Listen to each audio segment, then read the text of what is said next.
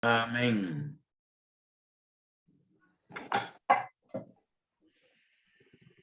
Bueno, bienvenidos a todos. Vamos a arrancar de una vez con nuestro estudio en Efesios. Estamos hoy en el capítulo 4, en la segunda mitad del 4.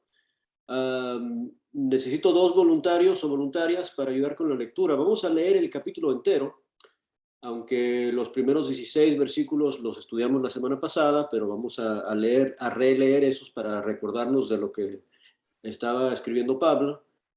Pero leer el capítulo entero. Entonces, si alguien me puede leer, por favor, del 1 al 16, y alguien más... Sí, aquí estoy. Adelante, Alex, 1 al 16, después alguien más del 17 hasta el 32.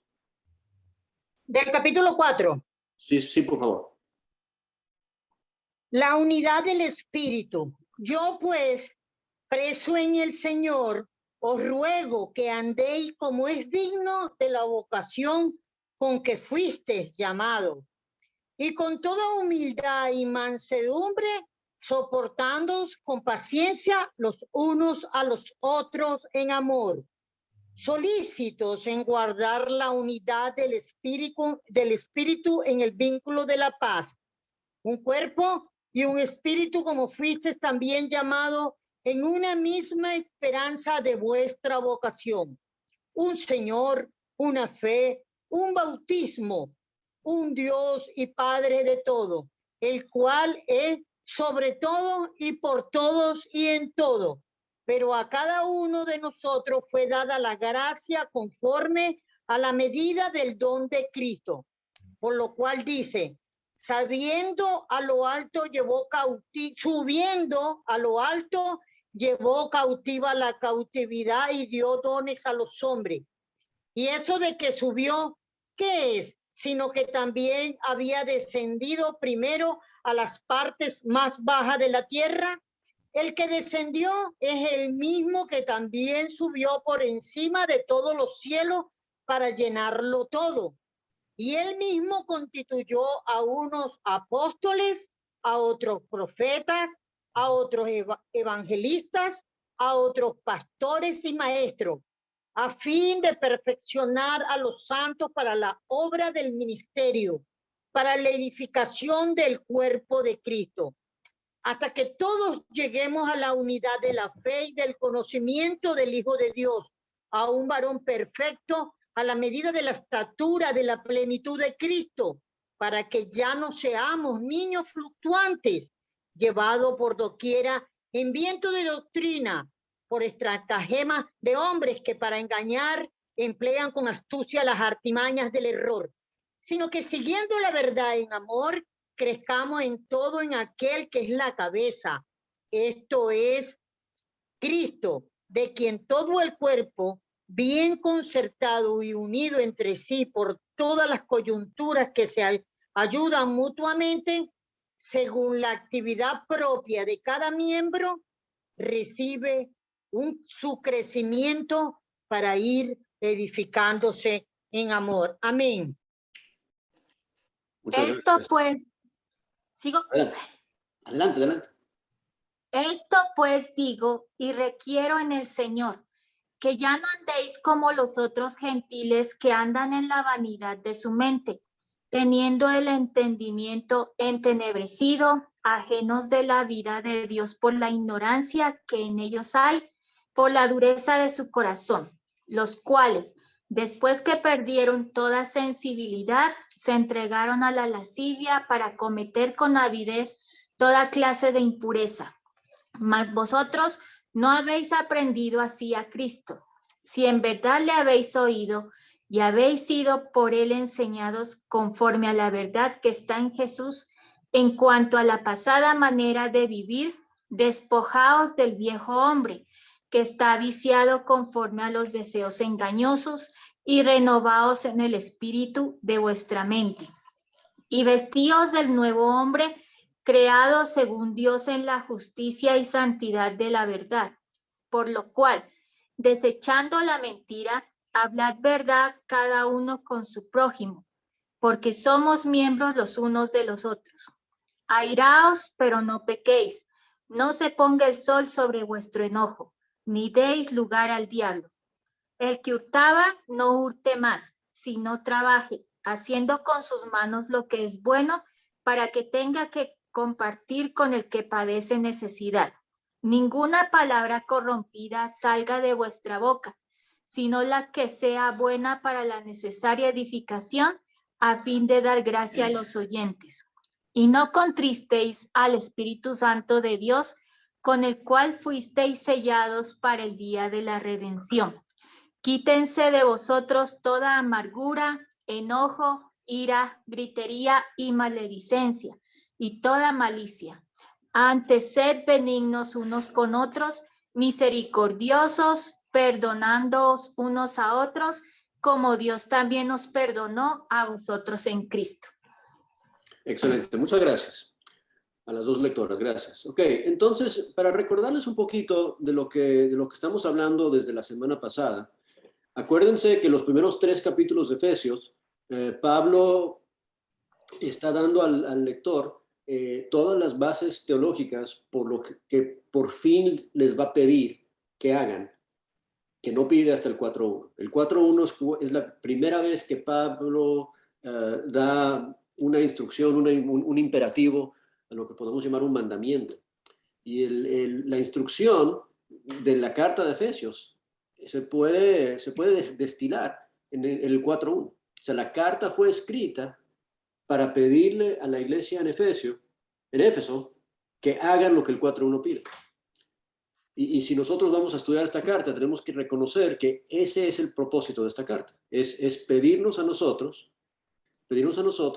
que vivamos o que andemos como es digno de la vocación a la cual fuimos llamados. Y todo el resto de esta carta, capítulo 4, 5 y 6, está dedicado a describir ese andar, esa vida cristiana. ¿Okay? Ahora, al principio, esa vida cristiana es descrita con las actitudes que tienen que formar parte de ella, ¿verdad? Las actitudes se mencionan en el versículo 2. Hay que vivir esa vida, hay que andar con humildad, con mansedumbre, con paciencia y con amor. ¿Por qué? Porque versículo 3, en esta vida que estamos viviendo, en este andar que estamos andando, nuestra número 1 preocupación, nuestra prioridad es, versículo 3, guardar la unidad del Espíritu. Que todo lo que hacemos, todo lo que decimos está enfocado en guardar la unidad del Espíritu. Entonces, lo que estudiamos la semana pasada habla de la unidad y la singularidad de todas las cosas que tienen que ver con Dios. Un Dios, un bautismo, un Señor, una fe, un Espíritu, son cosas singulares. Y habla también de que la intención de Dios y el deseo de Dios y el deseo de Jesús, desde un principio, es que seamos uno.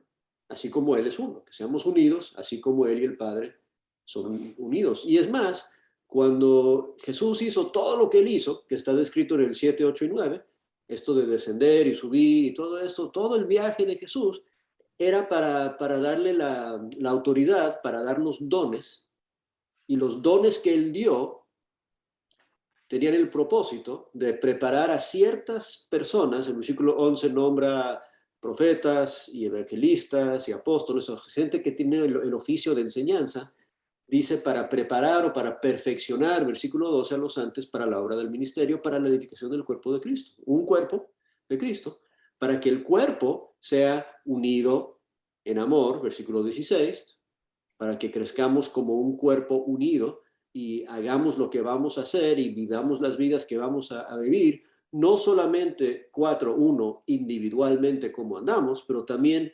colectivamente cómo andamos, cómo se maneja el cuerpo de Cristo en el mundo, también solícitos en guardar la unidad, también llenos de paciencia y de mansedumbre y de humildad y de amor, porque tenemos el mismo propósito, ¿ok?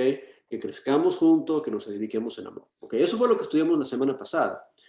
Lo que pasa es que del 17 adelante, él va a continuar profundizando esta idea de la vida que tenemos que vivir, del andar que tenemos que llevar. ¿Okay? Otra vez, no quiero que en lo que quede de nuestros estudios de Efesios se nos olvide el 4.1. ¿eh? que andéis como es digno de nuestra vocación. Y es bien interesante que aquí en el versículo 17, donde actualmente vamos a empezar hoy, la primera cosa que dice es cómo quiero que no anden. ¿Okay? Si quiero que anden como es digno de la vocación, dice en el 17, lo que requiero es que ya no andes como los otros gentiles. ¿Ok? Hay que andar como es digno, y no es digno andar como los otros gentiles. Y los otros gentiles es bien interesante, ¿verdad? Porque si nos acordamos del capítulo 2, esta gente en Éfeso eran gente que habían sido convertidos al cristianismo, que antes no eran judíos, o sea, eran gentiles, eran de las naciones, no eran judíos. Entonces, vivir como los otros gentiles es vivir como ellos vivían antes. ¿Y cómo vivían ellos antes? 2:1, muertos en nuestros delitos y pecados, siguiendo la corriente, la potestad del aire, siguiendo las concupiscencias, los deseos carnales, haciendo lo que les daba la gana. O sea, así viven los gentiles, así vivían ellos cuando eran gentiles, y así viven los otros gentiles, los que no se han convertido al cristianismo. Entonces, cuando hablamos de cómo hay que andar, no hay que andar como el resto del mundo. No hay que vivir como el resto del mundo. Y mira lo que dice, ¿cuál es el problema con la forma que vive, la forma que anda el resto del mundo, la forma que andan los otros gentiles? Es que ellos andan, versículo 17, fíjate que repite la palabra andéis y andar 2 veces en el 17, andan con una mente vana. ¿Qué significa la palabra vanidad en este sentido? ¿Qué es una mente vana? ¿Qué es vanidad de mente? Les invito a abrir sus micrófonos y comentar. ¿Qué es vanidad de mente? Es como algo superficial que anda preocupado de cosas materiales, cosas que los demás puedan ver. Es todo lo contrario a lo espiritual. Eso lo veo. Ok. Las distracciones de la carne, Distracciones. Okay. de los ojos. Egoísta, pensar en sí mismo y nadie más. Egoísta, pensar en sí mismo, nadie más. Es interesante. ¿Alguno de ustedes ha leído recientemente Eclesiastés? Algo vano que pasa rápido. Algo vano que pasa rápido.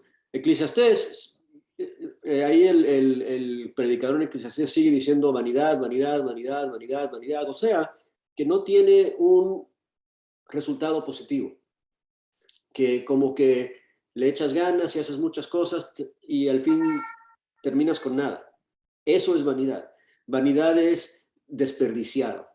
Entonces, cuando hablamos de una vanidad de mente, pensamientos que no rinden nada positivo, podemos también hablar, en el capítulo 5, va a hablar de pensamientos infructuosos, ¿verdad? Una forma de pensar que no lleva un fruto positivo. Y lo que quiero que nos demos cuenta aquí en el 17, y mira cómo el 17 y 18 hablan de las mismas cosas que Pablo empezó a hablar en el capítulo 1, versículo 17 y 18. O sea, por pura coincidencia, aquí versículo 17 y 18 del 4, compáralos con el 17 y 18 del 1, que habla de cómo él quiere que el cristiano se abra la mente, que el cristiano profundice su entendimiento, que tenga sabiduría y conocimiento y ciencia y entendimiento. ¿Por qué? Porque el problema de los gentiles es que viven sus vidas con una mente que no está iluminada, una mente que no está alumbrada, una mente que no tiene conocimiento, una mente que no tiene entendimiento, es una mente vana, una mente, dice el versículo 18, teniendo el entendimiento entenebrecido. ¿Okay? Y si tienen ahí en sus Biblias, vamos a regresar al 1, aunque sea un momentito nada más. Esto lo hablamos semana tras semana tras semana cuando estamos introduciendo esta carta, pero el 17, la oración de Pablo es que para que el Dios de nuestro Señor Jesucristo, el Padre de Gloria, os dé espíritu de sabiduría, revelación, conocimiento, alumbramiento de ojos, entendimiento, para que sepáis. O sea, todo tiene que ver con entendimiento en tu cabeza.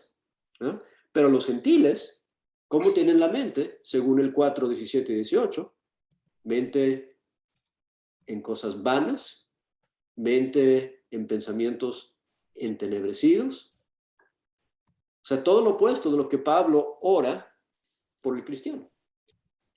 Y nos da a entender ahí que en realidad el secreto para una vida no desperdiciada, una vida no vana, un andar digno de nuestra vocación, es un andar, podemos decir, educado. Es un andar donde sabemos lo que estamos haciendo porque Dios nos está llenando de entendimiento, de inteligencia espiritual, de sabiduría, de conocimiento. Él nos está alumbrando porque sabemos qué estamos haciendo, sabemos por qué lo estamos haciendo, tenemos entendimiento. Pero el mundo, los otros gentiles, no tienen eso. Y por no tener entendimiento, por no tener sabiduría, por no tener una perspectiva espiritual, viven sus vidas con una vanidad de mente, con un entendimiento entenebrecido, y después nos dice la segunda mitad del 18, a través en el capítulo 4, están ajenos de la vida de Dios por ignorancia. Y otra vez, otra palabra que describe el estado mental, ignorancia. O sea, ignorancia, vanidad de mente, entendimiento entenebrecido, todo lo opuesto de lo que debemos conseguir con la oración de Pablo en el 1, 17 y 18. ¿Ok? Ahora, fíjense lo que sigue después de eso. Dice que por ser ignorantes, y otra vez, ignorante no es un insulto, ignorante simplemente significa que no sabes. ¿No? Y entendimiento entenebrecido simplemente significa que no entiendes. Y vanidad de mente simplemente significa que lo que piensas no tiene un resultado positivo o duradero. Pero qué triste que si no tienes a Dios en tu vida y en tu corazón y en tu cabeza, que todo lo que piensas y todo lo que haces es para nada. ¿Okay? Y cuando vives tu vida así, ¿cuál es el resultado personal? Y ahí lo dice al final del 18. El resultado para uno es dureza de corazón. Dureza de corazón. Y dureza de corazón es una idea bien seria, bien grave, porque un corazón duro es un corazón que no siente. Un corazón que no reacciona, un corazón que no es afectado por las cosas que pasan, por las cosas que ve. Y es más, fíjate cómo continúa aquí la idea, porque cuando habla de la dureza del corazón al final del 18, dice el 19, los cuales después de que perdieron toda sensibilidad. O sea, si no sientes nada es porque tu corazón está duro.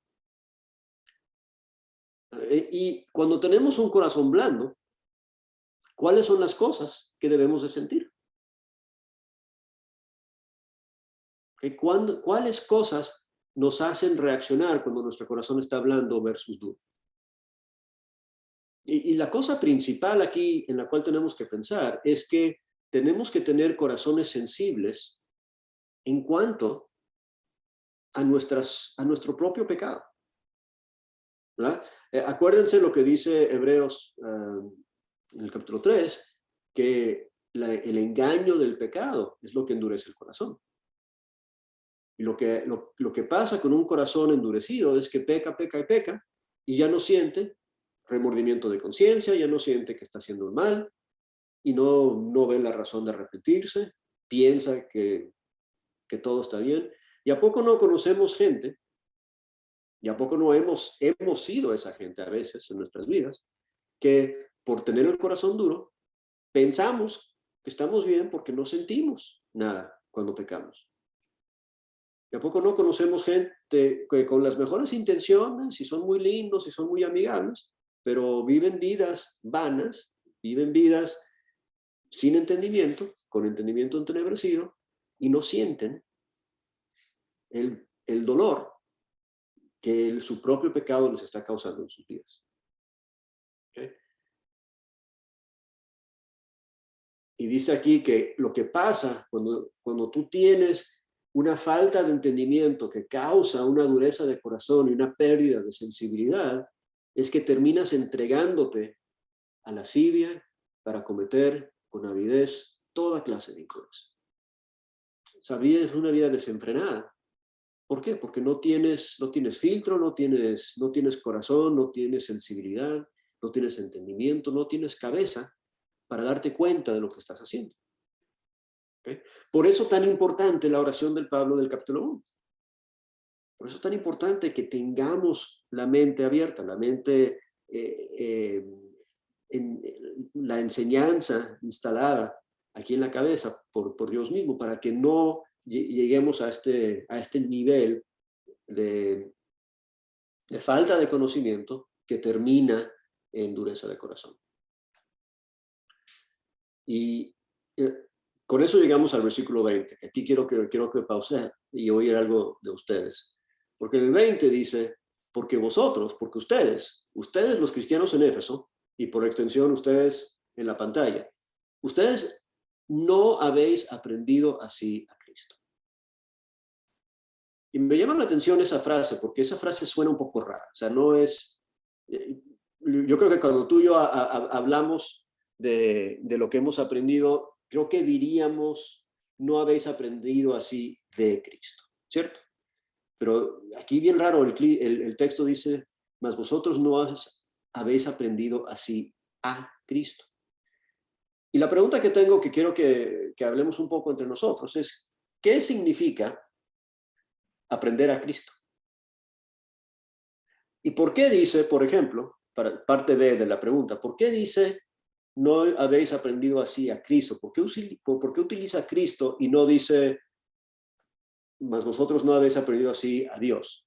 O mas vosotros no habéis aprendido así al Espíritu Santo? O vosotros no habéis aprendido así a Jesús. Tampoco dice Jesús, dice específicamente Cristo. ¿Qué significa aprender a Cristo?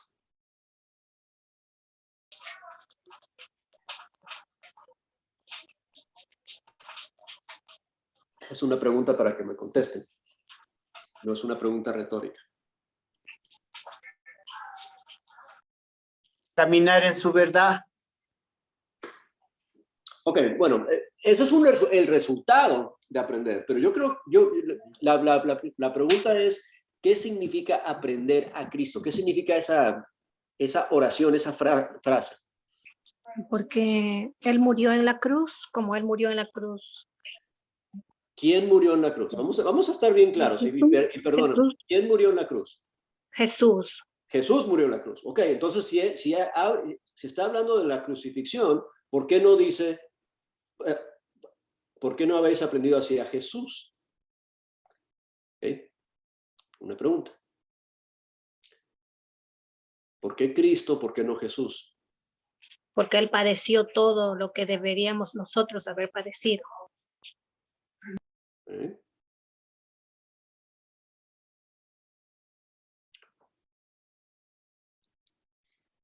Y todo lo que están diciendo es correcto. O sea, no quiero que me tomen mal.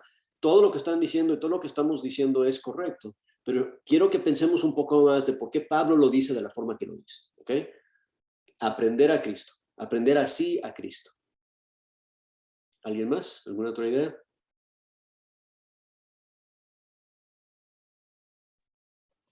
Después de la crucifixión, él vino a ser Cristo.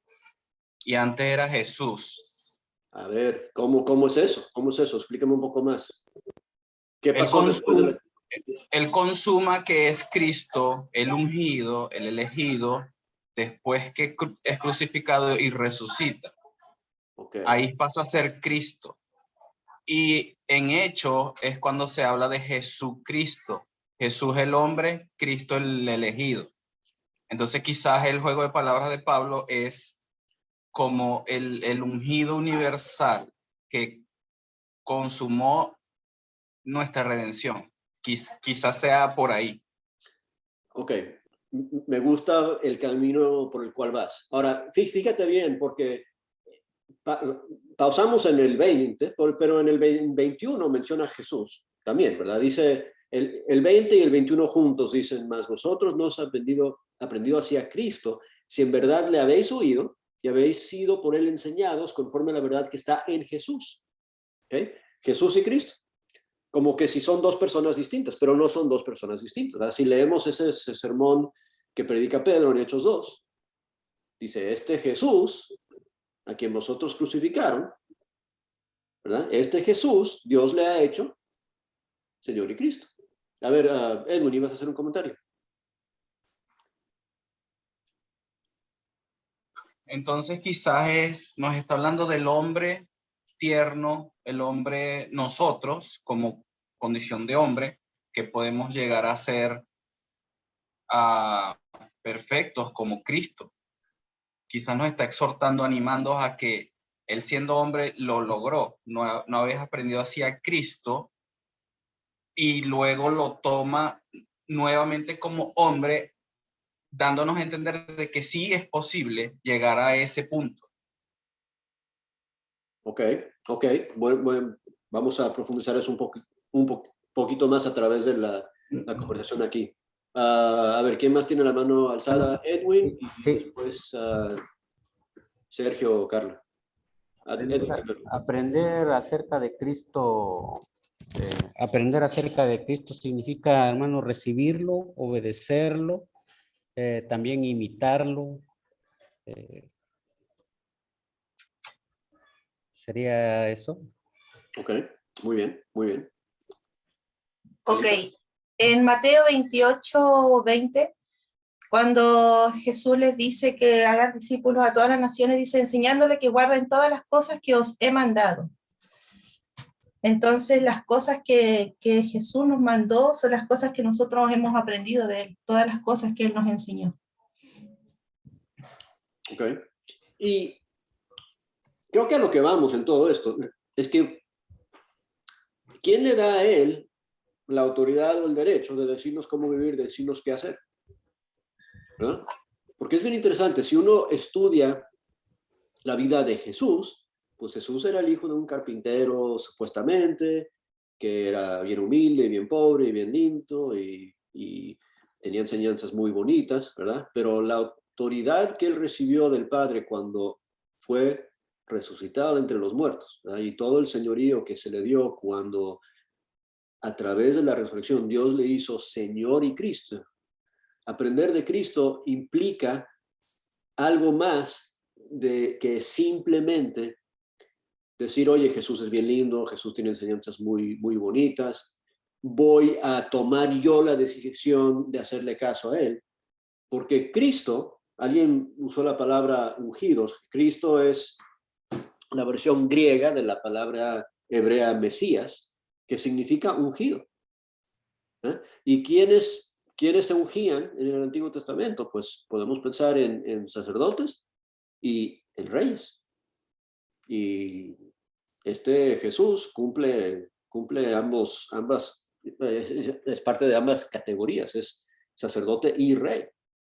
Y reconocer y aprender que Jesús es mi Cristo, que Jesús es el rey. Cristo es su título, ¿verdad? Cristo no es su nombre. O sea, muchas veces decimos Jesucristo pensando que su primer nombre es Jesús y su apellido es Cristo. Y no, Cristo es su título. Y el título de Cristo significa ungido y implica que Él es el jefe, el Señor, el Rey. Y aprender a Cristo tiene que ver con reconocer la autoridad que Él tiene en mi vida. ¿Verdad? Y para ir ahí con lo que comentaba aquí el hermano Alexander, creo que es, ¿verdad? La idea con Jesús, ¿verdad? Es que Él, si leemos Filipenses 2, a través de lo que Él sufrió, ¿verdad? Él se sometió totalmente al plan de Dios, obedeció a Dios en todo, y después Dios le exaltó y le dio nombre sobre todo nombre. El nombre que le dio sobre todo nombre le pegó Cristo al final del Jesús, ¿verdad? Hay mucha gente llamada Jesús, ¿a poco no? Pero no hay muchos Jesucristos, más hay uno, ¿verdad? Hay uno solo. Entonces, cuando le da el nombre sobre todo nombre es cuando Él, a través de su obediencia y su entrega y su dedicación, recibe eso del Padre. Y nosotros, aprendiendo de Cristo y aprendiendo a Cristo, reconociendo la autoridad que Él tiene en nuestras vidas, nosotros también podemos aprender a a través de la obediencia, a través de la sujeción, de someternos a su voluntad, también de recibir de Él, que Él nos va a exaltar, Él nos va a levantar. Y eso es lo que esa es la vida que estamos viviendo. Es más, vamos a hablar mucho más de eso cuando llegamos al capítulo 5, cuando dice, sométanse los unos a los otros. Y cuando empieza a hablar de cómo andamos, y va a empezar a hablar en la segunda mitad del 5, que lo vamos a ver en un par de semanas más, habla en nuestros matrimonios, en el capítulo 6 al principio, en la familia, padres e hijos, y en tu trabajo, con los siervos, todo se trata de someterse los unos a los otros. ¿Y de dónde aprendemos a someternos? Pues de la forma que nos sometemos a nuestro rey. La diferencia entre el mundo y el cristiano no es que el mundo no respeta a Jesús. Yo conozco a mucha gente que respeta, entre comillas, a Jesús, pero no lo reconocen como rey. ¿Okay? Lo que hace un cristiano, es que Jesús es su Cristo, Jesús es su rey, Jesús es su jefe, Jesús es el Señor de su vida. Y si Él dice que hagas algo, lo haces porque Él tiene toda la autoridad para exigir que lo hagas y mandarte a hacerlo. Y porque Él es rey, tú dices, sí, Señor. Al cambio, mucha gente en el mundo que vive vidas en vanidad de mente y con entendimiento entenebrecido, de vez en cuando hacen cosas lindas y bonitas, y es más, pueden hablar de Jesús, pueden hasta nombrar sus enseñanzas y pueden seguir las enseñanzas de Jesús cuando les da la gana a ellos. Eso no es igual a reconocer que Él es Cristo. Pero el cristiano en Éfeso, el cristiano de hoy en día, tiene que tener a Jesús como Cristo, entender lo que dice el final de Juan 20, que todo esto fue escrito para que sepan que Jesús es el Cristo, el Hijo de Dios, y creyendo tendrás vida en su nombre. Si no tienes a Cristo como rey, si no tienes a Jesús como rey, no es suficiente, tu relación con Él no está bien definida. ¿Okay? Ahora, con eso en mente, y gracias por su participación, con eso en mente vamos a adelantar un poquito más, porque dice después que hemos oído de Él, hemos sido enseñados por Él, por la verdad que está en Él. Y después dice en el 22, en cuanto a la pasada manera de vivir, la cual ya nos describió en el capítulo 2, versículo 1 al 4. La pasada manera de vivir la describió como la vida, la porquería de vida que teníamos antes. Es igual que el versículo 17, ¿sí?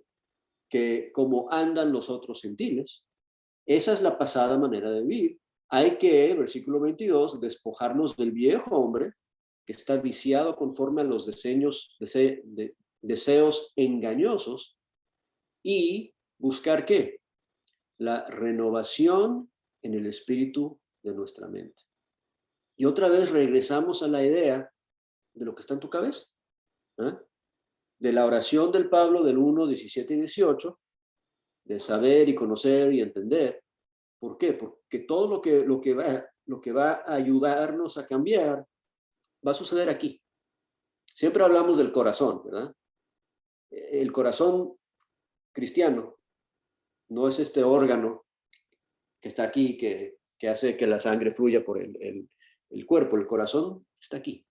¿Okay? El corazón cristiano está aquí. Y entonces para la renovación que estamos buscando es una renovación en nuestra mente. ¿Por qué? Porque antes nuestra mente era vana. Antes nuestra mente era entenebrecida. Antes nuestra mente estaba confundida. Antes nuestra mente había perdido la sensibilidad. Pero si tenemos una mente renovada, entonces cuando salimos a la calle a andar, a vivir, no vamos a salir con la ropa que no debe ser. ¿Ah? Y piensa, ¿verdad? Ahorita todos estamos, yo creo, en nuestras casitas, ¿verdad? Y algunos de nosotros estamos en nuestras pijamas posiblemente, ¿verdad? O no nos maquillamos bien, o ni nos preocupamos por peinarnos, pero si vamos a salir a la calle, si vamos a salir al mundo, si vamos a estar andando públicamente, pues nos preocupamos de cómo estamos vestidos, ¿a poco no? Y cuando Pablo aquí les escribe de cómo van a andar dignamente de la vocación, no como los gentiles, no como los otros gentiles, no en la vanidad de su mente, ¿cómo vamos a andar? ¿Cómo vas a estar en la calle? Pues ojalá estés bien vestido. Ojalá no vayas a salir al mundo en tus pijamas. ¿Y cómo hay que salir para andar? ¿Cómo vamos a vivir nuestras vidas en el siglo 24? Vestidos del nuevo hombre, creado según Dios en la justicia y santidad de la verdad. Vamos a estar, como dice el mismo Pablo en Gálatas 3:27, revestidos de Cristo.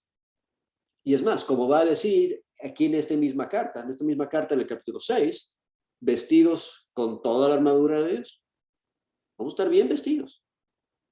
Y esta vestidura es la vestidura apropiada para salir a la calle, para estar en el mundo, para nuestro andar, para nuestro vivir cristiano, tenemos que estar bien vestidos. ¿Ah? Y para vestirnos bien, para poder vestirnos bien, tenemos que saber, tenemos que tener el entendimiento de para qué nos estamos vistiendo, qué tipo de función va a ser. O sea, imagínate que vas a ir a una fiesta, ¿verdad? Tienes que preguntar, oye, ¿es de traje? ¿Es de vestido? O sea, ¿cómo me voy a vestir? Si no tienes el entendimiento, si no tienes la información necesaria, pues vas a llegar mal vestido a la fiesta. Pero en la vida es igual, tenemos que vivir para la vida, para andar dignamente, y para andar dignamente tenemos que estar bien vestidos también. Y para poder saber qué nos vamos a poner, tenemos que tener la mente alumbrada, iluminada, entendida, para poder hacer lo que vamos a hacer. ¿Ok? Ahora bien, nos queda poco tiempo para estos últimos versículos del capítulo, pero otra vez lo que está haciendo Pablo es describiendo esa vida, ese andar, y las cosas de aquí en adelante son muy, pero muy prácticas, ¿verdad? Son cosas que hay que hacer o no hacer. ¿Okay? Versículo 25, hay que desechar mentira. Y me gusta lo que dice Pablo, porque no simplemente habla de dejar de hacer las cosas malas, nos dice con qué reemplazar, ¿verdad? Todo lo que ha dicho Pablo, todo lo que enseña Jesús, todo lo que enseña el Nuevo Testamento, de lo que espera Dios del ser humano, de su creación, tiene que ver con lo que hace y con lo que dice. ¿Okay? Y no hay ninguna excepción aquí. Aquí Pablo va a tocar de las cosas que dices y las cosas que haces. Que entonces, por ejemplo, con la boca puedes mentir. Es una opción, ¿verdad? Tienes la opción de ser un mentiroso, pero desecha eso y en vez de eso, habla la verdad con tu prójimo.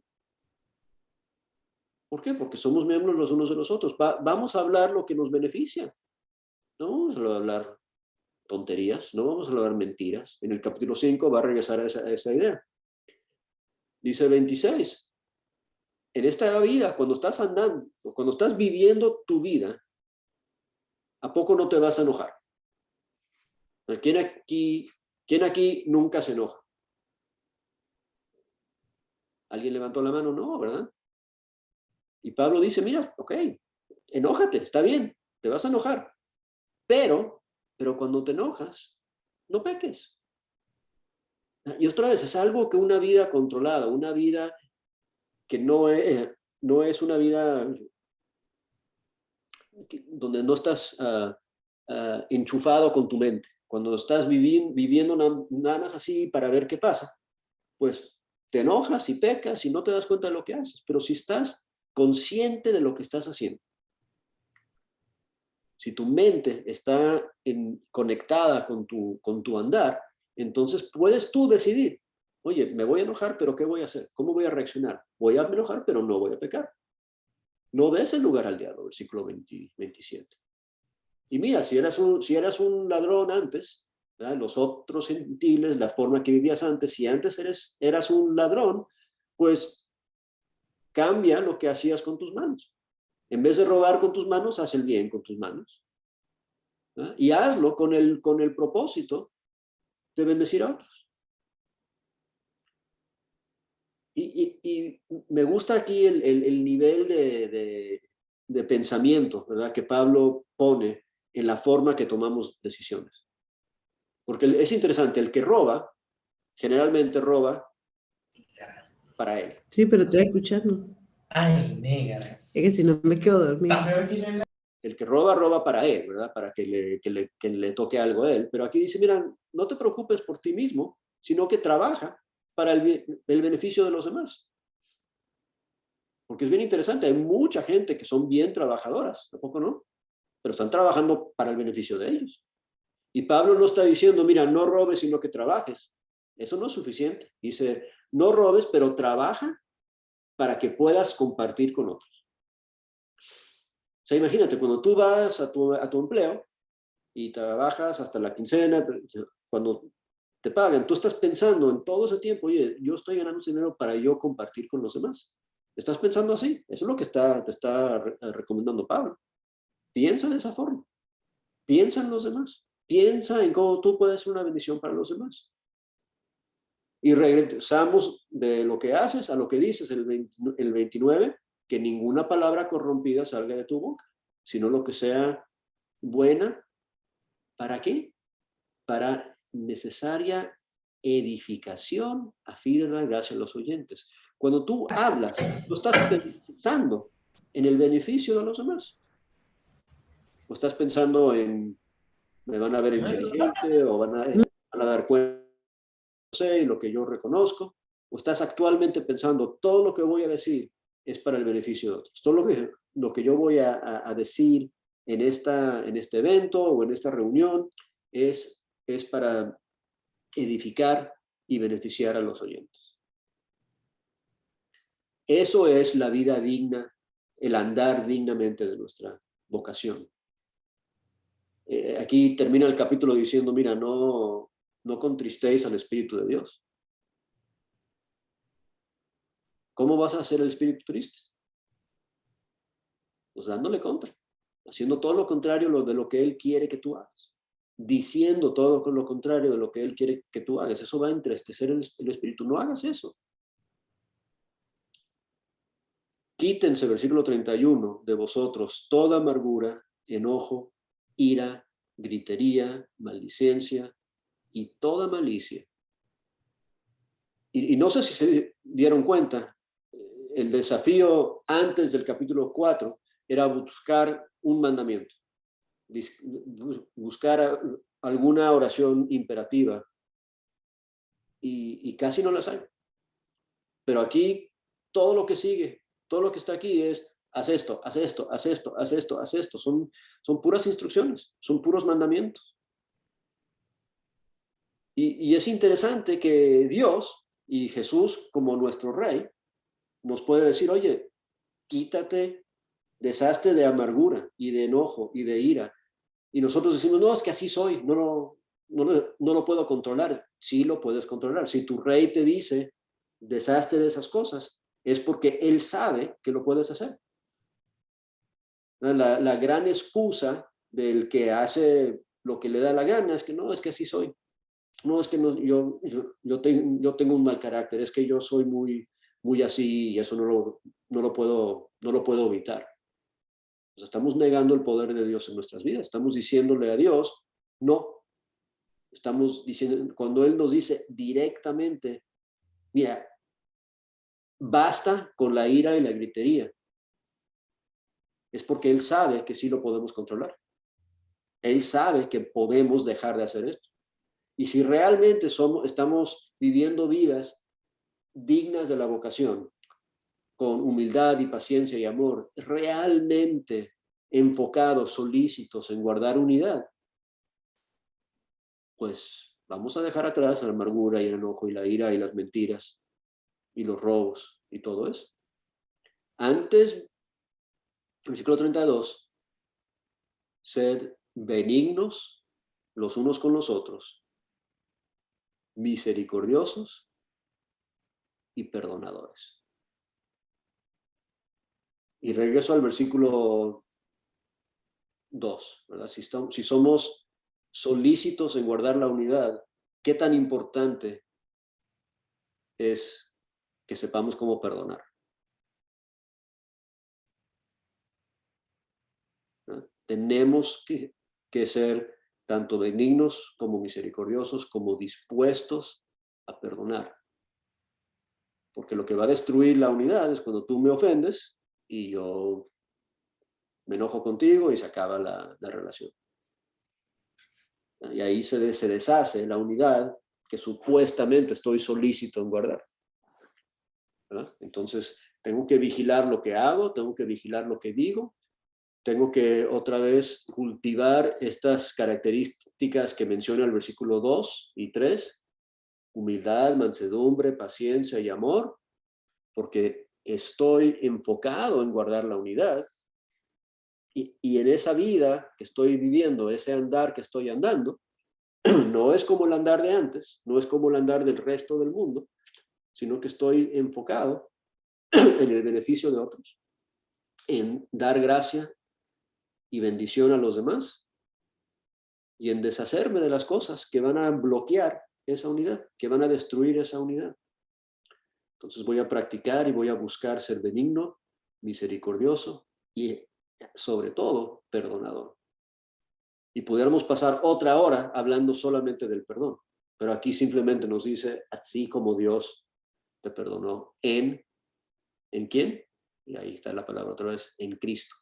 El que logró el perdón es Cristo. Es nuestro rey.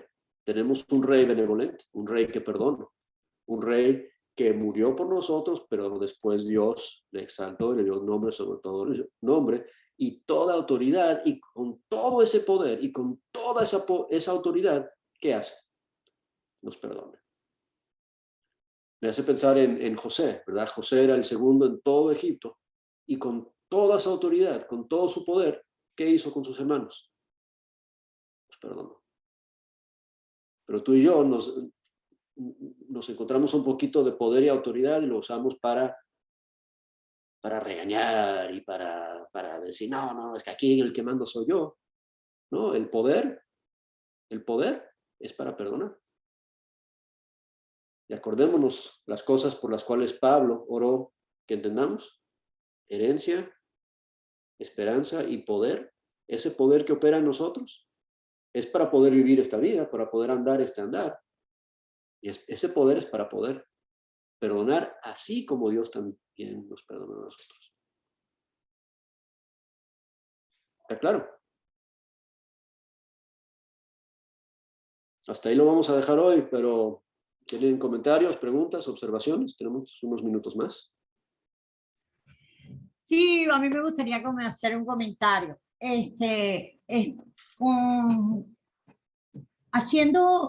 Haciendo esto de lo que nos dice aquí Efesios,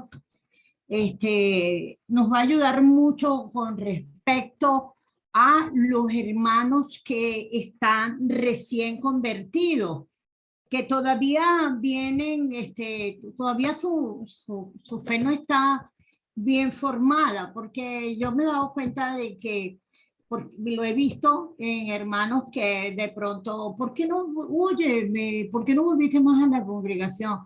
Ay, no, porque ahí yo me enfermé y nadie me hizo una llamada, nadie me llamó para preguntarme cómo yo estaba.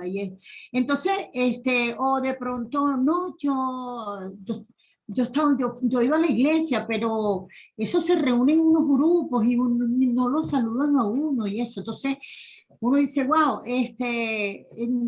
son hermanos que de pronto todavía tienen esa mentalidad pues, débil y uno pues haciendo esto conforme a como Dios quiere, nos permite pues tener, como te dijera, colocarnos en frente a estos hermanos débiles y estar pendiente, pues estar pendiente de ellos, porque muchos hermanos se van por tonterías de la iglesia, pero es también, nosotros somos responsables de eso. Entonces, Dios lo que quiere es que justamente estemos atentos a todo esto, a todas estas debilidades de algunos hermanos, aún pensando en tonterías, pero es responsabilidad de los que ya hemos conocido un poquito a Cristo, de cuidarlos para que no pase esto que yo he visto, pues, no, porque no me saludaron, no, porque no me llamaron, no, porque no me invitaron. Entonces, hay que estar muy atentos con eso, con los hermanos recién convertidos. Gracias. Claro, claro. Sí, a veces decimos, bueno, si se va a ir por una tontería, pues que se vaya. ¿Eh? Eso no es solícitos en guardar unidad. ¿Eh? Eso no es buscar el bien de los demás. ¿Alguien más? Vicente, eso no es lo que hemos aprendido de Cristo, como mencionaste, ¿no? Cuando hacías la pregunta, ¿qué quiere decir que acerca lo que hemos aprendido a Cristo, ¿no? O sea, el ejemplo que tenemos de Él es de amor, de misericordia, de bondad, de gracia, de humildad, de mansedumbre. Y en vez de tener un fuerte deseo como tienen los gentiles o tenían los gentiles en ese caso, ¿no? Como leíamos ahí en Efesios 4, el 17 en adelante. O sea, vamos a tener ese fuerte deseo, ese intenso deseo, pero para lo bueno, ¿verdad? Para las cosas que agradan a Dios. O sea, ellos estaban tan ocupados en complacerse ellos mismos, ¿no? Que lo hacían con mucha intensidad. ¿Qué tal si nosotros tenemos ese mismo deseo fuerte, no intenso, pero para crecer en la gracia y el amor de Cristo, ¿no? En la gracia los unos para con nosotros, en la bondad. Y gracias por esta palabra. Que Dios te bendiga, hermano. Amén, amén. Sí, buscar el beneficio de otros, buscar el beneficio de los demás. Vivir vidas de entrega, vidas de amor, vidas de dedicación. Y sí, mi hermano Vicente, y también me lleva a Filipenses 3:17, lo que dice el apóstol Pablo: sed imitadores de mí. Pablo aprendió de Jesucristo y meditó en el amor, en la santidad de Cristo. Y ese es el llamado nuevamente del apóstol Pablo, a que tengamos mentes lúcidas, mentes limpias. Y también me llama mucho la atención que está la deidad en este pasaje, en todo este capítulo que usted nos acaba de enseñar, porque nombra a Dios, Jesús, Cristo y el Espíritu Santo. Interesante. Gracias, mi hermano. Amén.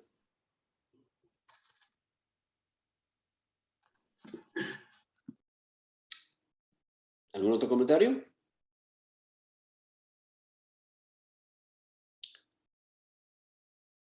Entonces queda la oración final.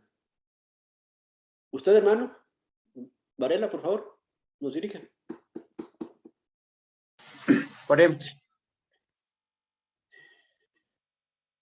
Qué bueno es descansar después de un día de labores, descansar con usted en su palabra, aprendiendo, edificándonos, porque sí, es verdad, mi Dios, que estamos invadidos de muchas veces de pensamientos, y el llamado es que nos despojemos de esa manera de vivir, de esa manera de pensar, que los deseos carnales y tantas cosas que pueden desviar a un cristiano fácilmente y a caer tal vez en una práctica de pecado, porque está en la mente, y a la larga puede ocurrir el fracaso, mi Dios, la deshonra, la vergüenza, lo que no estar dignos delante de usted, mi Dios. Gracias por por estas ricas enseñanzas. Gracias por este libro de la carta a los Efesios, la carta a nosotros, la carta a su iglesia, mi Dios, la iglesia gloriosa, mi Padre. Mi Dios, queremos seguir descansando en usted, aprendiendo de usted, de su palabra y en realidad y en verdad, pues, poniéndole por práctica, mi Dios, porque si no nos despojamos de esa manera de vivir, mi Dios, es muy peligroso de caer en el pecado y no avanzamos, no crecemos, mi Dios. Y lo que queremos es crecer, mi Padre, espiritualmente para estar fortalecidos y así llevar su mensaje glorioso con nuestras vidas reflejadas, mi Padre. Gracias por esta plataforma, gracias por todos los hermanos que hemos podido edificarnos en esta noche, mi Dios, que también esté en la vida de nuestro hermano Vicente, su familia y gracias por proveernos sus ricas enseñanzas. En Cristo Jesús le agradecemos. Amén. Amén. Amén. Muchísimas gracias a cada uno por su participación, su presencia. Me anima mucho. Amén. Buenas noches.